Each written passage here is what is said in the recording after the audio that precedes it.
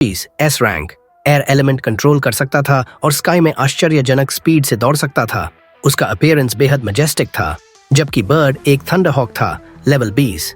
A rank lightning control करता था और स्विफ्ट और सडन अटैक्स में स्पेशलाइज था। ट्विंस को नेम्स में बहुत इंटरेस्ट था। थोड़ी सोच के बाद हीरो ने टाइगर का नाम हीट और बर्ड का नाम बोल्ट रखने का फैसला किया। सिल ने मैजिकल कॉलर्स भी भेजे थे, जिनकी वजह से जोएल और हीट टाइनी चिबी फॉर्म्स में अपीयर हो सकते थे, ताकि वे उनके साथ बिना अटेंशन खींचे चल सकें। ट्विंस बहुत एक्साइटेड हो गए और खुद के लिए भी कॉलर्स मांगने लगे, लेकिन हीरो को लगा कि ये सूटेबल नहीं है। चाहे वे कितने अडोरेबल हों, फिर भी वे चिल्ड्रन थे। इसलिए उसने रूलर ऑफ वाटर द्वारा भेजी गई चीजों में से सेफ पेंडेंट्स ढूंढे, जो ट्रैकिंग, रेजिस्टेंस और मैजिकल रीइंफोर्समेंट के चार्म्स वाले थे, ताकि ट्विंस हमेशा सेफ रहें। उनके साथ मैजिकल बैग्स भी थे, जिनमें वे अपना सारा सामान रख सकते थे। अब वे एडवेंचर को आराम से जारी रखने के लिए रेडी थे। उसके बाद हम उन्हें सिटी में घूमते देखते हैं, जब तक ट्विंस एक टॉय स्टोर के सामने रुक गए और अंदर की हर चीज से मुग्ध हो गए। जब वे अंदर गए तो एलेना ने कुछ बहुत क्यूट हेयर टाइज चुने, और जैसे वो काफी नहीं था, उसने ब्लैक वाले भी चुने ताकि वे हीरो के कलर से मैच करें। हीरो उस सीन से अडोरेबल लगने की वजह से लगभग बेहोश हो गया। फिर और भी बोल्डर सीन आया। स्टोर में काम करने वाली वुमन ने ट्विंस से डिस्प्ले पर रखे कुछ क्लोथ्स ट्राई ऑन करने को कहा। सच कहें तो ये बहुत क्लेवर मूव था, क्योंकि सैंपल क्लोथ्स में ट्विंस इतने अनबिलीवेबली अडोरेबल लग रहे थे कि हीरो ने उनके लिए कई आउटफिट्स खरीद ली। उस रात हीरो बैठा सोच रहा था कि एलन के लिए कोई स्पेशल गिफ्ट लाना चाहता है, लेकिन उसे पता नहीं था कि क्या चुने, क्योंकि इस वर्ल्ड में वो चीजें जो उसे पसंद आती वे एग्जिस्ट ही नहीं करती। इसलिए वो बात थोड़ी देर के लिए पोस्टपोन हो गई। अगले दिन उनके पहले ऑफिशियल मॉन्स्टर हंटिंग मिशन का समय आया इनसाइड गे फॉरेस्ट। उन्होंने अच्छे से प्रिपेयर किया, ब्रेकफास्ट किया और फिर नाइट से मिलने गए। वहां रॉबिन ने उन्हें वाइस कमांडर आइजैक रिनर से इंट्रोड्यूस किया। आइजैक थोड़ा अनईजी महसूस कर रहा था जब उसने दो छोटे बच्चों को फॉरेस्ट के डेंजर में जाने के लिए तैयार देखा, लेकिन रॉबिन ने उसे रियश्योर किया और बताया कि ट्विंस जितने दिखते हैं उससे कहीं ज्यादा स्ट्रॉन्ग हैं और रूलर्स उन्हें लिटरली प्रोटेक्ट कर रहे हैं, इसलिए उसे खुद की चिंता करनी चाहिए। उसके बाद रॉबिन ने उन्हें बताया कि वे ट्रांसपोर्ट कैरेज से फॉरेस्ट में जाएंगे, लेकिन कुछ स्ट्रेंज होने लगा जब हीरो को लगा कि कोई अनसेटलिंग और पिक्यूलियर गेज से उन्हें देख रहा है। एलन और एलेना ने भी इसे सेंस किया। हालांकि उस पल उनकी इंट्यूशन खास स्ट्रॉन्ग नहीं थी, फिर भी फीलिंग रियल थी। हीरो तय नहीं कर पा रहा था कि गेज हॉस्टाइल है या सिर्फ क्यूरियस, इसलिए उसने अलर्ट रहते हुए जर्नी जारी रखने का फैसला किया और उस फीलिंग के सोर्स को आइडेंटिफाई करने की कोशिश की। जब वे फॉरेस्ट पहुंचे तो रॉबिन ने प्लान अनाउंस किया। वे वहां 5 दिन रहेंगे और हंटिंग मिशन शुरू करेंगे। फिर उन्होंने कैंप लगाने के लिए सूटेबल जगह ढूंढनी शुरू की और दूसरे एडवेंचरर्स से थोड़ा अक्वेंट हो गए। वे ऑर्डिनरी लुकिंग लोग थे जो ज्यादा पावरफुल नहीं लग रहे थे, जैसे ब्लॉन्ड रूडोल्फ, ट्विन ब्रेड्स वाली गर्ल आयरिस, जो नाम का एक आदमी और उसके अलावा एक और आदमी। फिर उन्होंने एरिया एक्सप्लोर करना शुरू किया और सब नॉर्मल चल रहा था जब तक ट्विंस ने नॉर्थ से एनिमी अप्रोच करते सेंस नहीं किया। गिल के पास डिटेक्शन एबिलिटी थी, फिर भी उसने एनिमी को थोड़ी देर बाद ही नोटिस किया, जिससे साफ हो गया कि ट्विंस की सेंसरी एबिलिटीज कितनी सुपीरियर हैं। एनिमी एक पावरफुल रेड वुल्फ था। नाइट अटैक लॉन्च करने से पहले ही ट्विंस उसकी तरफ दौड़ पड़े और इनक्रेडिबल स्पीड से उसे फिनिश ऑफ कर दिया, जैसे कोई बॉल से खेल रहे हों। जब हीरो ने ये सीन देखा तो पैनिक हो गया, क्योंकि वह भूल गया था कि आज का प्लान क्वाइटली और बिना अटेंशन खींचे मूव करने का था, लेकिन अब बहुत देर हो चुकी थी। खासकर जब नाइट्स हॉरर से देख रहे थे कि ट्विंस मॉन्स्टर का कॉप्स टॉय की तरह खींच रहे हैं। हीरो ने टेंशन कम करने की कोशिश की और कहा कि कुछ मूवमेंट और फाइटिंग दूसरों को भी करने दो, लेकिन रॉबिन ने जल्दी समझ लिया कि डिफीटेड वुल्फ सी रैंक था और बोला कि हालांकि वह जानता था कि ट्विंस टैलेंटेड हैं, लेकिन कभी एक्सपेक्ट नहीं किया था कि वे पूरी टीम को कैरी कर सकते हैं। हीरो के पास कोई चारा नहीं था सिवाय ये बताने के कि ट्विंस लंबे समय से फॉरेस्ट में रहे हैं, इसलिए नेविगेशन और हैंडलिंग में इतने स्किल्ड हो गए हैं। और सच में सब ट्विंस के पीछे पीछे चलने लगे, जबकि वे इंपॉर्टेंट प्लांट्स और मटेरियल्स इकट्ठा कर रहे थे। हीरो की सलाह से एलन और एलेना भी मॉन्स्टर्स को किल करने का काम दूसरों पर छोड़ने लगे और उन्होंने टीम को ऑक्स के ग्रुप के खिलाफ बैटल लीड करने दिया। रॉबिन ने उस मौके का फायदा उठाया और कंफर्म किया कि हीरो सिर्फ ई रैंक एडवेंचरर नहीं है, इसलिए उसने रूडोल्फ से कहा कि सिटी लौटते ही हीरो के लिए रैंक इवैल्यूएशन टेस्ट रेकमेंड करे। लेकिन सबसे बड़ा सरप्राइज ये था कि ऑक्स को ग्रुप्स में अटैक नहीं करना चाहिए था और एनिमीज को फॉरेस्ट के इस एरिया में अपीयर ही नहीं करना चाहिए था, जिससे सबको लगा कि कुछ रॉन्ग है। अचानक स्काई में रेड फ्लेयर दिखा और वो सिग्नल था कि दूसरे 2 यूनिट्स में से एक डेंजर में है। समय बहुत इंपॉर्टेंट था, इसलिए हीरो ने विंड की पावर से जल्दी लोकेशन पर पहुंच गया और वहां नाइट को रेड वुल्फ्स के पैक से घिरा हुआ पाया। बिना किसी हेजिटेशन के उसने और उसकी टीम ने उन्हें स्विफ्टली वाइप आउट कर दिया। जब वे दूसरों के पास लौटे तो माहौल फिर जोकिंग और लाफ्टर में बदल गया जब तक उन्हें फिर वही स्ट्रेंज गेज महसूस नहीं हुआ। लेकिन इस बार वो क्लोजर था। उस रात हीरो शॉक्ड हो गया जब उसने एडवेंचरर्स द्वारा तैयार किए जाने वाले डिनर को देखा। सिर्फ मीट और वेजिटेबल्स वाला सूप, कुछ और नहीं। सच में वो भूख मिटाने के लिए काफी था, लेकिन हीरो की कल्पना से बहुत दूर था। इसलिए उसने पूछा कि आयरिस प्रॉपर मील क्यों नहीं बना रही, लेकिन टीम ने बताया कि उसका कुकिंग सबसे वर्स्ट है और अगर उसे किचन के पास आने दिया तो पॉइजनिंग से मर सकते हैं। इस बात ने हीरो को एक पल के लिए डिसबिलीफ में डाल दिया और वह सोचने लगा कि कैसे पॉसिबल है कि सारी विमेन अच्छी कुकिंग नहीं कर पाती। उसके बाद उसने इंस्ट्रक्शंस दे दिए ताकि वे रिस्पेक्टेबल डिनर बना सकें। अगले दिन हीरो को फिर लगा कि कोई उसे देख रहा है और जैसे जैसे समय बीतता गया फॉरेस्ट और भी स्ट्रेंज हो गया, क्योंकि पूरे दिन उन्हें लगभग कोई मॉन्स्टर्स नहीं मिले। स्थिति ऐसे ही चलती रही जब तक अचानक बदलाव नहीं आया और वे एक जाइगेंटिक ईविल सर्पेंट के सामने नहीं आ गए जो हर फिजिकल और मैजिकल अटैक को विथस्टैंड कर लेता था। हीरो तुरंत समझ गया कि ये एनिमी जेन्युइन डेंजर है, इसलिए उसने एलन और एलेना को डिस्टेंस पर रहने को कहा, जबकि वह और वॉरियर्स उस पर अटैक करने की कोशिश करते रहे, लेकिन कोई फायदा नहीं हुआ। उसी पल हीरो को फिर हॉस्टाइल गेज फील हुआ जो स्पेसिफिकली उस पर फोकस था। उसने उसकी कंसंट्रेशन शैटर कर दी।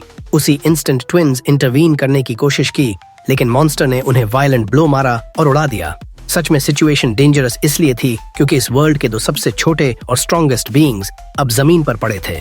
उस पॉइंट पर हीरो का सारा कंपोजर खो गया, शुद्ध फियर और रेज से, क्योंकि किसी की मर्डरस इंटेंट और अपनी गलती की वजह से ट्विन्स को चोट लग गई थी।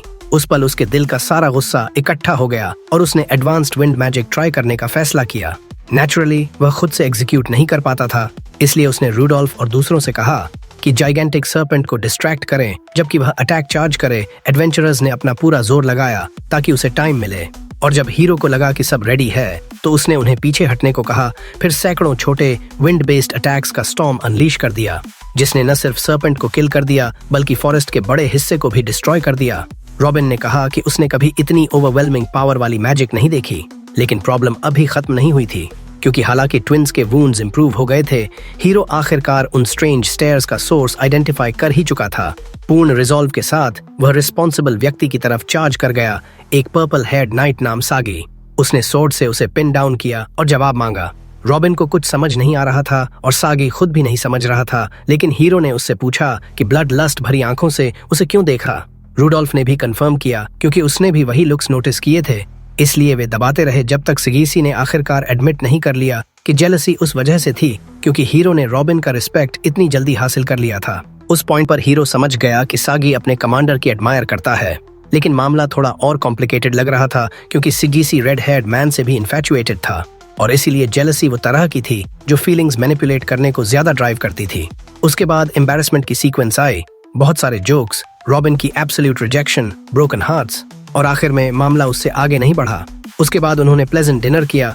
फिर हीरो ने अपनी स्टैट्स देखी और नोटिस किया कि वह लेवल 25 पर पहुंच चुका है और उसके पास वाटर मैजिक में 50 पॉइंट्स हैं। ये बात उसे बहुत हैरान कर गई। उसे लगा कि शायद यह सिल की कोई और गिफ्ट है, लेकिन वह बात जल्दी ही पीछे छूट गई जब उन्होंने मिशन खत्म करने का फैसला किया और घायलों का इलाज कराने के लिए शहर लौट आए। अगले दिन टकुमी ने एडवेंचरर्स गिल्ड के गिल्ड मास्टर से मुलाकात की, जिनका नाम यान था। उसे रॉबिन और रूडोल्फ से रिपोर्ट मिली थी और दोनों ने जोर देकर कहा था कि टकुमी का रैंक बढ़ा दिया जाए। एक तरफ तो यह अच्छी बात लग रही थी और वे ट्विन्स का भी रैंक बढ़ाना चाहते थे, लेकिन समस्या यह थी कि ऐसे प्रमोशन से उन्हें ज्यादा मुश्किल क्वेस्ट मिलने लगेंगी और खतरा भी बढ़ जाएगा। बहुत सोचने के बाद टकुमी ने साफ साफ कहा कि ट्विन्स को अभी सिर्फ डी रैंक पर ही बढ़ाया जाए ताकि वे सी रैंक और बी रैंक के बीच की क्वेस्ट्स अपेक्षाकृत सुरक्षित तरीके से कर सकें। उसके बाद लूना ने उनके कार्ड अपडेट किए और उनसे कहा कि पिछले एडवेंचर में जो लूट इकट्ठा हुई थी वो सब सौंप दो। लूना इस बात पर बहुत एक्साइटेड थी। फिर हम देखते हैं कि टकुमी अपनी बड़ी फैमिली के साथ घूम रहा है और मजे ले रहा है। ट्विन्स बचकानी हरकतें कर रहे थे, जैसे मजेदार चेहरे बना रहे थे और जो को बोलना सिखाने की कोशिश कर रहे थे। सच कहें तो यह सुनने में अजीब लग सकता है, लेकिन चूंकि वे दोनों बच्चे बेहद टैलेंटेड थे, इसलिए यह पूरी तरह नामुमकिन नहीं था कि जो एक दिन सच में बोलना सीख जाए। थोड़ी देर बाद टकुमी ने सोचा कि अगर ट्विन्स एडवेंचरर्स बनकर काम करने वाले हैं तो उन्हें पैसे मैनेज करना भी सीखना चाहिए। इसलिए उसने उन्हें सब कुछ समझाया जो जानना जरूरी था। कुछ उदाहरणों के बाद ट्विन्स मार्केट जाने के लिए तैयार हो गए और कुछ चीजें खरीदने लगे। सभी व्यापारी उनके इंटेलिजेंस से हैरान रह गए। आखिरकार वे लाइब्रेरी पहुंच गए। टकुमी सीधा मैजिक सेक्शन में गया और वहां उसे एक बेहतरीन किताब मिली जिसकी मदद से वह वाटर एलिमेंट की अपनी एबिलिटी डेवलप करना शुरू कर सकता था। ट्विंस ने पूछा, ये किताब क्या है? और जब वह उन्हें समझाने की कोशिश कर रहा था, तब एक बुजुर्ग और क्यूरियस महिला उनकी बातें सुन रही थी। उसने फैसला किया और उन्हें इलस्ट्रेटेड किताबों का एक सेट गिफ्ट कर दिया, जो पढ़ना सीखने में बहुत परफेक्ट थीं। सच कहें तो टकुमी बहुत लॉन्ग टर्म सोचने लगा था, और दूर की नजर से देखें तो यह एक दिन ट्विंस को स्पेस इंजीनियर्स के लेवल तक ले जा सकता था। अगले दिन उन्होंने गिल्ड की रिक्वेस्ट्स लेना जारी रखा और एक छोटी मिशन चुनी जिसमें खोए हुए बिल्ली को ढूंढना था। टकुमी ने अपने साथ फैमिलियर्स को भी समन कर लिया, क्योंकि वे मिशन में मददगार साबित होंगे। कई घंटों की तलाश के बाद ट्विंस ने जिद की कि सर्च जारी रखें, और आखिरकार उन्हें बिल्ली मिल गई। वह छोटी, प्यारी और बहुत तेज थी। फिर उन्होंने उसे उसके मालिक के पास लौटा दिया। इससे ट्विंस और भी ज्यादा एक्साइटेड हो गए कि और चीजें ढूंढते रहें। लेकिन लूना ने उन्हें बताया कि अब सिर्फ एक ही क्वेस्ट उपलब्ध है, पास के गांव में गॉब्लिन्स को खत्म करना, क्योंकि छोटे रिवॉर्ड की वजह से कोई भी एडवेंचरर इसे लेने को तैयार नहीं था।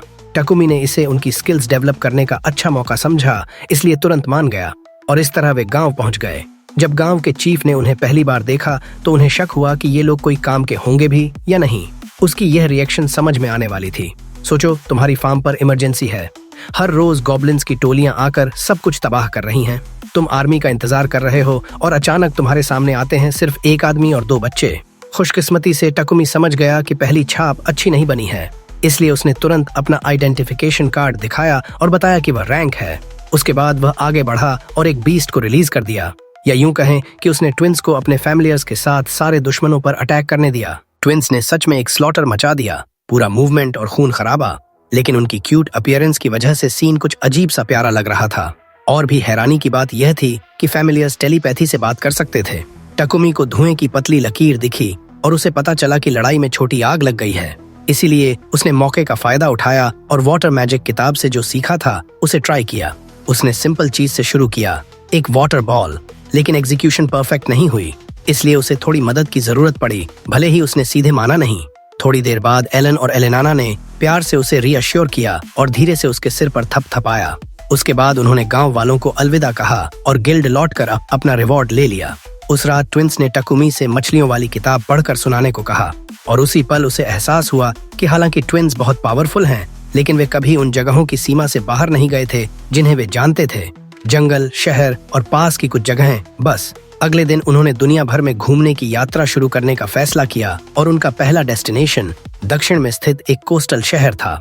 फिर उन्होंने उन सभी लोगों से विदाई ली जिनसे हाल के एडवेंचर्स में मुलाकात हुई थी, जैसे रॉबिन, इसाक, बेकर और लूना। लूना बहुत उदास थी और उनसे जल्दी लौट आने को कह रही थी। एक पल के लिए टकुमी को लगा कि शायद उसे पसंद करती है और उसकी वापसी का इंतजार कर रही है, और उसने सोचा कि वह शायद उसकी होमलैंड में छोड़ी हुई कोई स्वीट हार्ट जैसी है, जिससे उसका चेहरा शर्म से लाल हो गया। लेकिन असलियत यह थी कि वह जो चीज मिस कर रही थी वह दुर्लभ मटेरियल थे जो वे ढूंढ लाए थे। उसके बाद वे बेकर के पास गए, फिर दुकान में काम करने वाली लड़की से मिले, और फिर सिल से, जो उनकी यात्रा के लिए बेहद एक्साइटेड लग रहा था, और कहा कि वह दूसरे टेम्पल में उनका इंतजार करेगा।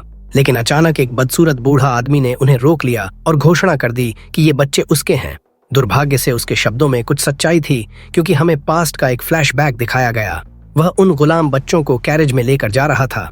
जब उसे मॉन्स्टर्स मिले तो उसने ट्विंस को जंगल में बेट के रूप में छोड़ दिया और खुद भाग गया। टकुमी ने तो कभी भी उसकी बात सुनने का इरादा नहीं रखा था, लेकिन ट्विंस का डर उसे कंफर्म कर गया कि बूढ़ा सच्चाई बोल रहा है और वह पूरी तरह से वायल इंसान है। ट्विंस को डिटेल्स बताने की जरूरत नहीं पड़ी। टकुमी समझ गया कि उस आदमी की स्वार्थी वजह से वे जंगल में अकेले छोड़ दिए गए थे, बिना किसी सुरक्षा के। और जाहिर है उस पॉइंट पर साफ हो गया कि असल में मॉन्स्टर्स को ही ट्विंस से डरना चाहिए था। लेकिन इससे यह बात नहीं बदलती कि उन्होंने एक बहुत ही टेरेबल अनुभव गुजारा था, जिसे कोई भी बच्चा कभी नहीं सहना चाहिए। इसके अलावा वह बूढ़ा आदमी बेहद घिनौना और धोखेबाज था, और यह नजरअंदाज नहीं किया जा सकता कि वह लोगों को गुलाम बना रहा था। समस्या यह थी कि इस दुनिया में गुलामी, जैसा कि ज्यादातर फैंटेसी वर्ल्ड्स में होता है, पूरी तरह नॉर्मल और सोशली एक्सेप्टेड मानी जाती थी, और इसे बाइंडिंग स्पेल्स से साबित किया जाता था, जो मास्टर और सर्वेंट के बीच का एक तरह का कॉन्ट्रैक्ट था। खुशकिस्मती से ट्विंस पर ऐसा कोई निशान नहीं था, इसलिए उस आदमी के पास अपना क्लेम साबित करने का कोई तरीका नहीं था, और टकुमी को उसकी बात सुनने या मानने की कोई मजबूरी नहीं थी। फिर भी बूढ़ा आदमी जिद करता रहा और दोहराता रहा, जिससे टकुमी इतना गुस्सा हो गया कि सोचने लगा कि उसे हमेशा के लिए सुला दे, यूं कहें। जैसे ही उसका गुस्सा बढ़ा, उसने खुद को शांत करने की कोशिश की। ठीक उसी पल रॉबिन और इसाक आ गए और उसके साथ खड़े हो गए, फिर सारी एविडेंस टेबल पर रख दी। टकुमी ही ट्विंस का असली गार्जियन था। ट्विंस पर कोई बाइंडिंग स्पेल मार्क नहीं था और उस वायल बूढ़े आदमी के इरादे बिल्कुल साफ ईविल थे, इसलिए उसे ले जाकर गिरफ्तार कर लिया गया अटेम्प्टेड किडनैपिंग के आरोप में, जिसकी सजा शायद उसकी जान तक ले सकती थी। उसके बाद टकुमी ने ट्विंस से कहा कि वह उनके साथ तब तक रहेगा और उनकी रक्षा करेगा जब तक वे चाहें। ट्विंस ने उसे इतनी खुशी से गले लगा लिया और पहली बार वे सच में खुशी से भर गए, क्योंकि अब उन्हें किसी पर भरोसा करने वाला मिल गया था। एक बार यह समस्या सुलझ जाने के बाद वे आखिरकार अपनी यात्रा शुरू करने को तैयार हो गए, एक यात्रा जो बैटल्स, मॉन्स्टर्स और स्वादिष्ट खाने से भरी थी। कई दिनों बाद वे समुद्र तक पहुंच गए। एलन और एलेना खुशी से फूले नहीं समा रहे थे, जबकि टकुमी अपने मन में इस नए वर्ल्ड में बिताए समय को याद कर रहा था और एहसास हुआ कि वह यहाँ सिर्फ 2 महीने से है। फिर भी वे 2 महीने उसकी जिंदगी के सबसे खुश महीने थे, क्योंकि हर दिन चाहे कितना भी सिंपल लगे, जब वह ट्विंस के साथ बिताता तो एक नया एडवेंचर बन जाता था। चीजें और ज्यादा एक्साइटिंग हो जाती हैं जब वे एक युवा मरमेड से मिलते हैं जिसका नाम मोलिना है। वह उसे अचानक पहचान लेती है और पूछती है कि क्या वह वही टकुमी है जिसके बारे में अफवाहें चल रही हैं। वह कंफर्म करता है कि हाँ, वह टकुमी ही है। फिर सोचता है कि वह उसका नाम कैसे जानती है। मोलिना बताती है कि उसने वाटर के रूलर की सर्वेंट्स में से किसी से उसके बारे में सुना है। वह यह भी बताती है कि उसने ट्विंस के बारे में भी सुना है और वह इस जगह संयोग से नहीं आई, बल्कि उन्हें ढूंढ रही थी, क्योंकि लोग उनकी स्ट्रेंथ की बातें कर रहे थे और वह उनसे मदद मांगना चाहती थी अपने गांव की समस्या के लिए। टकुमी कहता है कि वे इतने स्ट्रॉन्ग नहीं हैं, हालांकि अंदर से वह खुद इस पर पूरी तरह यकीन नहीं करता। तो मोलिना उसे मनाती है कि कम से कम गांव चलकर तो देख लो और मरमेड्स की दुनिया देख लो, और जब पूरी समस्या समझ में आ जाए तो खुद फैसला करना कि मदद कर सकते हो या नहीं।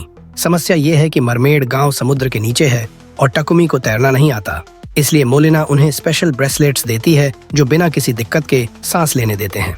जैसे ही वे समुद्र में घुसते हैं, ट्विंस शानदार स्किल और मूवमेंट दिखाते हैं, और जब पहले समुद्री मॉन्स्टर्स से मुलाकात होती है तो वे उन्हें आसानी से हरा देते हैं।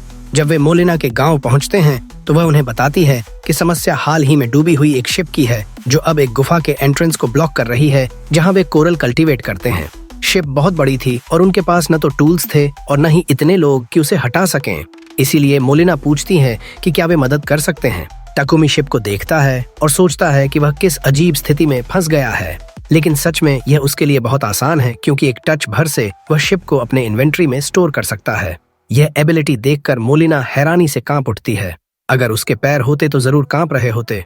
वह बस शुक्रिया कहती है और उन्हें हाई प्रीस्टेस से मिलवाने के लिए आमंत्रित करती है, जो गांव की रक्षा करती है।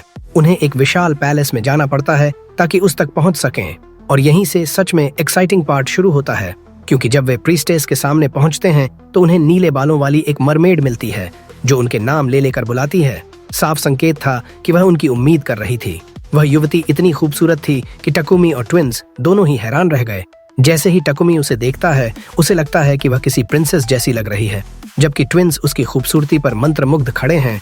टकुमी मौके का फायदा उठाता है और उनके गर्मजोशी भरे स्वागत के लिए शुक्रिया कहता है, लेकिन वह कहती है कि शुक्रिया तो उसे कहना चाहिए, क्योंकि उसने वाटर के रूलर के फॉलोअर्स से उसके बारे में सुना है, जो उसे उनका सेवियर बताते हैं। और यहाँ एक साफ सवाल मन में आता है, आखिर वह अटेंडेंट कौन है जिसका जिक्र बार बार हो रहा है। किसी पॉइंट पर शक लगभग प्रीस्टेस की तरफ ही इशारा कर रहे थे। टकुमी भी हैरान है और समझ नहीं पा रहा कि उस शख्स ने उनके बारे में क्या कहा होगा, इसलिए वह पूछता है कि क्या बहुत से लोग उसके अचीवमेंट्स के बारे में जानते हैं, क्योंकि उसे थोड़ी बेचैनी हो रही है कि खबर फैल रही है और ज्यादा लोग उसकी आइडेंटिटी, उसके साथ घूमने वाले लोगों और उनकी स्ट्रेंथ के बारे में जान रहे हैं। प्रीस्टेस उसे रीअश्योर करती है कि ऐसी बातें बहुत कम लोग ही जानते हैं। उसके बाद मोलिना शिप वाली सारी डिटेल्स बताती है और कैसे टकुमी ने उन्हें बचाया, जिसकी वजह से उनकी नजरों में वह ट्रू सेवियर बन गया। बाद में वे गाल्डो से मिलते हैं, जो प्रीस्टेस के साथ मिलकर जगह को गवर्न करता है जैसे मेयर। वह टेडियस पॉलिटिकल और एडमिनिस्ट्रेटिव काम संभालता है, जबकि वह अपनी सुप्रीम मैजिकल पावर से रूलर से कम्युनिकेशन रखती है।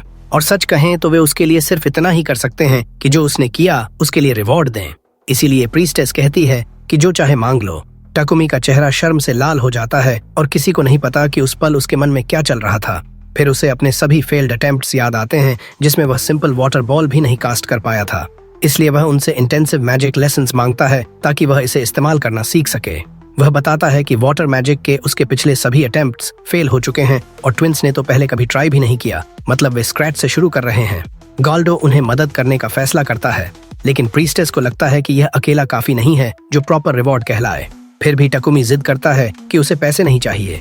तब मोलिना एक और आइडिया देती है कि गांव को जो चीज नहीं चाहिए लेकिन उनके लिए बहुत यूजफुल होगी, वह उन्हें दे दें।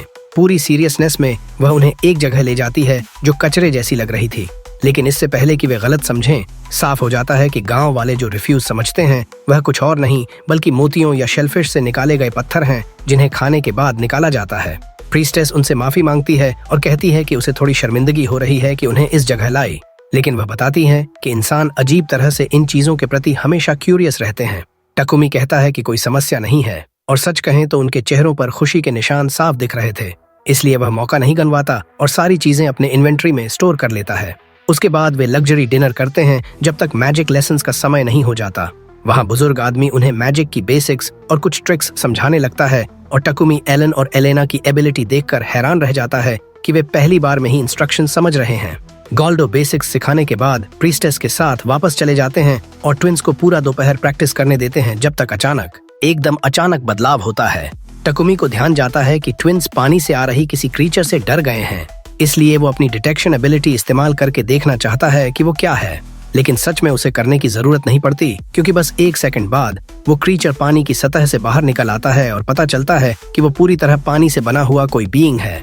दूसरी तरफ हम देखते हैं कि सिल माया को डांट रहा है, जो वेंडेल के फॉलोअर्स की लीडर है। वेंडेल वाटर का रूलर है। सिल बहुत गुस्सा है क्योंकि माया ही थी जिसने सबसे पहले मरमेड्स के पास जाकर टकुमी और ट्विंस की सारी एडवेंचर्स के बारे में बता दिया था।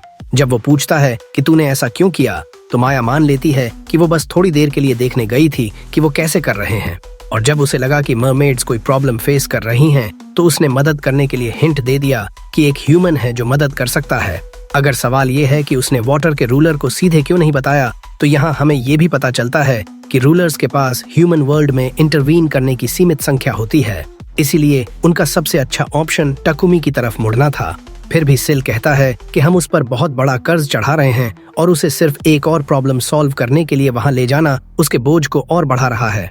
कितना भी आसान टास्क हो, टकुमी से पहले पूछना जरूरी है। सिल ने इस मिशन को सिर्फ इसलिए अलाउ किया क्योंकि आखिर में लड़के और ट्विंस को भी फायदा हुआ।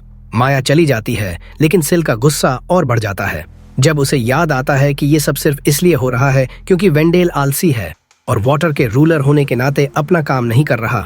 फिर भी उसकी शिकायतें बीच में ही रुक जाती हैं जब उसका असिस्टेंट कुछ अजीब चीज नोटिस करता है। टकुमी के साथ क्या हो रहा है और वो कौन है जो वाटर बीस्ट के क्लॉज से अपनी जान गंवाने वाला लग रहा है? शायद ये थोड़ी एग्जैजरेशन है। हम वापस ट्विंस के पास जाते हैं और देखते हैं कि वो क्रीचर पूरी तरह पानी से नहीं बना है, बल्कि वो एक विशाल ड्रैगन है जो वाटर को कंट्रोल करता है। और इससे भी बुरा ये कि वो कोई ऑर्डिनरी जायंट मॉन्स्टर नहीं है, क्योंकि जब अप्रेजल होता है तो पता चलता है कि ये लेवायथन है और वाटर के रूलर का सर्वेंट है। हालांकि पहली नजर में लगता है कि ये उन पर अटैक करने वाला है, लेकिन ये बस रुक जाता है और उन्हें घूरने लगता है जैसे उनकी एग्जिस्टेंस को एनालाइज कर रहा हो। अचानक ड्रैगन बोलता है और पूछता है, Why are the children of the ruler of water with the servant of the ruler of wind? ये शब्द टकुमी के लिए बहुत बड़ा शौक है, इसलिए वो ड्रैगन से ट्विंस के बारे में पूछता है कि ये वाटर के रूलर के चिल्ड्रन हैं।